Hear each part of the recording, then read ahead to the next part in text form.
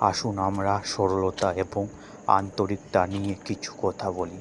যারা আমাদের সবচেয়ে গভীর প্রভাবিত ও স্পর্শ করে তারা হলো তারাই যারা আমাদের কথা বিশ্বাস করে। সন্দেহ মানুষকে গুটিয়ে দেয়, কিন্তু সরলতা মুখোমুখি হলে আমরা বিকশিত ও প্রসারিত হই। যারা আমাদের বিশ্বাস করে তাদের পাশে আমরা সাহস এবং বন্ধুত্ব খুঁজে পাই। যারা আমাদের বোঝে তারা আমাদের বদলে দিতে পারে। এটা জানে ভালো লাগে যে এখনও এমন মানুষ আছেন যারা কোনো মন্দ চিন্তা করে না, কারণ তারা যে ভালো কাজ করেছেন তার গুরুত্ব তারা জানে। সে মানুষ ও ঈশ্বর চোখে আরও উন্নত হন। তারা ঈর্ষা এবং উদাসীনতাকে ভয় পান না, কারণ ভালোবাসা কোনো মন্দ চিন্তা করে না, সর্বদা উজ্জ্বল দিকটি দেখে, সর্বদা প্রতিটি কাজের মধ্যে ইতিবাচক দিকটি খোঁজে। এবং আরও যে ভালোবাসে সেই জয়ী হয়, যদিও সে কোনো পুরস্কার চায়নি। সর্বদা আলোতে বেঁচে থাকার কী চমৎকার!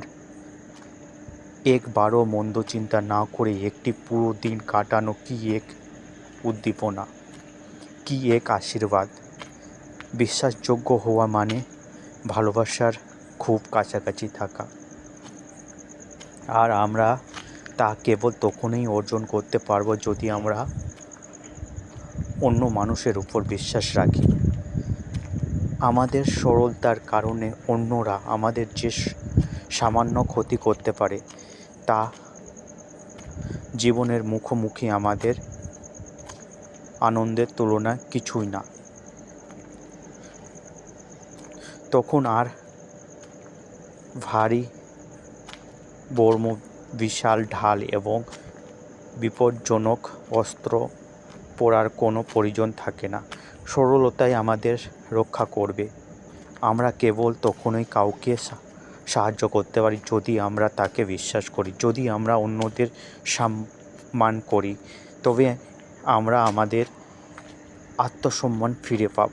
যদি আমরা বিশ্বাস করি যে কেউ উন্নতি করতে পারে এবং সেই ব্যক্তি অনুভব করে যে আমরা তাকে আমাদের সম্মান মনে করি, তবে সে আমাদের কথা শুনবে এবং বিশ্বাস করবে যে সে একজন আরও ভালো মানুষ হতে পারে।